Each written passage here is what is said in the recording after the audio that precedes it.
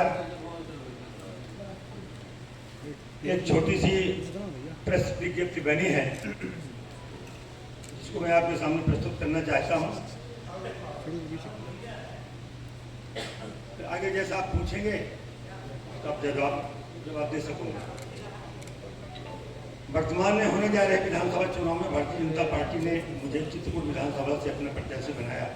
ये प्रतियां आप सबको दे दी गई हैं। पार्टी द्वारा मेरे ऊपर विश्वास जताने के लिए मैं पार्टी का आभार व्यक्त करता हूं। भाजपा हमेशा से एक कार्यकर्ता आधारित दल रहा है और मेरे जैसे छोटे कार्यकर्ता के ऊपर इस बड़ी जिम्मेदारी को निभाने का दायित्व दिया गया, जिस पर मैं पूरी तरह से खरा उतरने का हर संभव प्रयास करूंगा। भारतीय जनता पार्टी के कार्यकाल में देश में मोदी जी के नेतृत्व में विकास की दिशा में विकसित देशों की श्रेणी में जल्द बढ़ रहा है, इस पर पूरा देश गौरवान्वित है। 2003 से लेकर आज तक विकास यात्रा में भाजपा ने मध्य प्रदेश को बीमारू राज्य से निकालकर देश के अग्रणी राज्यों के साथ खड़ा किया है। सड़क, शिक्षा, बिजली, सिंचाई और पेयजल, स्वास्थ्य, अधोसंरचना, व्यापार, उद्योग, कृषि, पर्यटन सहित सभी मूलभूत सुविधाओं के साथ साथ गरीबों के जीवन यापन के लिए सभी संभव जन कल्याणकारी योजनाओं का क्रियान्वयन सुनिश्चित किया है। अनुसूचित जाति, जनजाति, पिछड़ा वर्ग, महिला, कृषक, मजदूर, गरीब एवं युवाओं को केंद्र में रखकर विभिन्न योजनाएं लागू की गई हैं।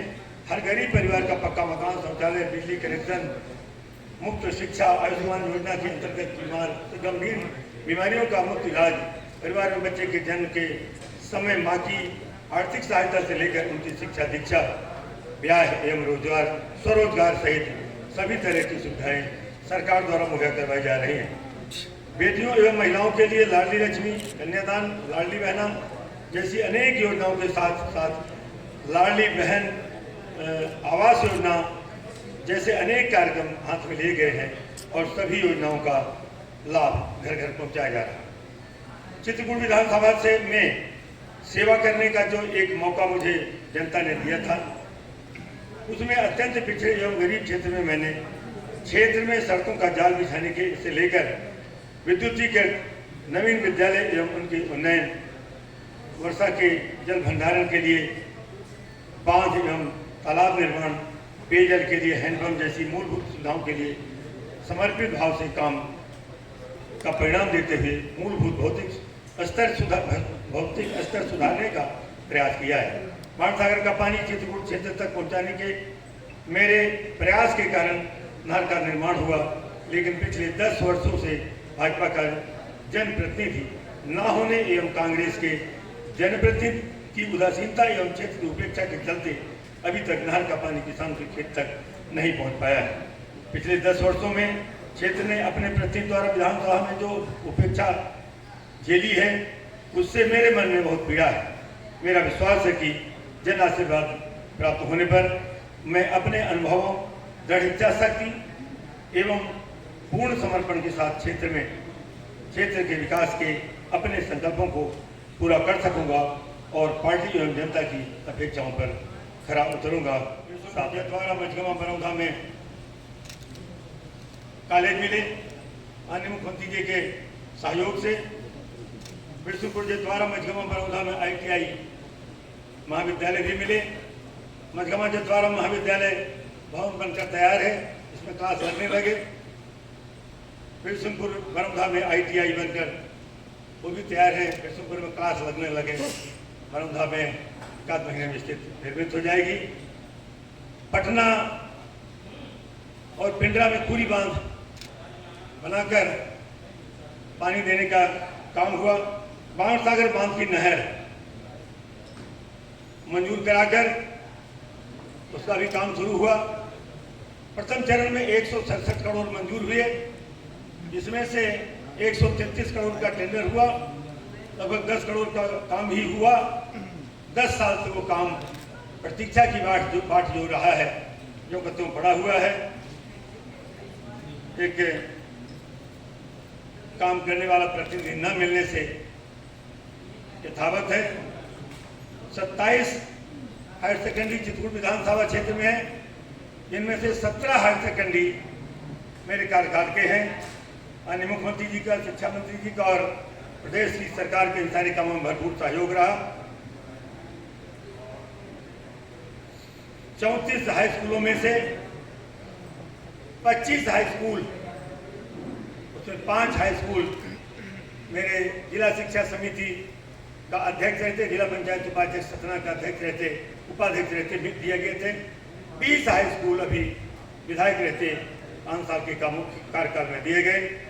इसी तरह लगभग 206 माध्यमिक शालाएं हैं, उसमें से 100 से ज़्यादा माध्यमिक शालाएं मेरे प्रयास से और उस क्षेत्र को मिली। अन्य दर्जनों बांधों वहाँ पर अपेक्षित है, जिनमें बाकोट और झगड़ाहा बांध का काम चालू है। बनशंकर और गोपालपुर बांध पड़े हुए हैं, काम चालू हुआ, कुछ काम भी हुआ लेकिन यथावत है। मझगांव में एक पॉलिटेक्निक महाविद्यालय भी मंजूर हुआ था जब तत्कालीन तकनीकी एवं उच्च शिक्षा मंत्री माननीय हमारे मंत्री जी द्वारा दिया गया था। 1967 में किन्हीं गलतियों के कारण मिस्कुरुन की 54 एकड़ जमीन, जहां अभी कुछ दिन पहले भारतीय जनता पार्टी का कार्यक्रम हुआ था बड़ा, वो जमीन गलती से वन विभाग से हट जाने के कारण जमीन नहीं मिल पाई थी, इसलिए पॉलिटेक्निक महाविद्यालय का काम शुरू नहीं हो पाया था। तत्कालीन तकनीकी एवं शिक्षा मंत्री, उच्च शिक्षा मंत्री लक्ष्मीकांत जी शर्मा का अवधारणा हुआ था। अब वो जमीन क्योंकि राजस्व की थी मिल गई है, इसमें एक बड़ा खेल मैदान और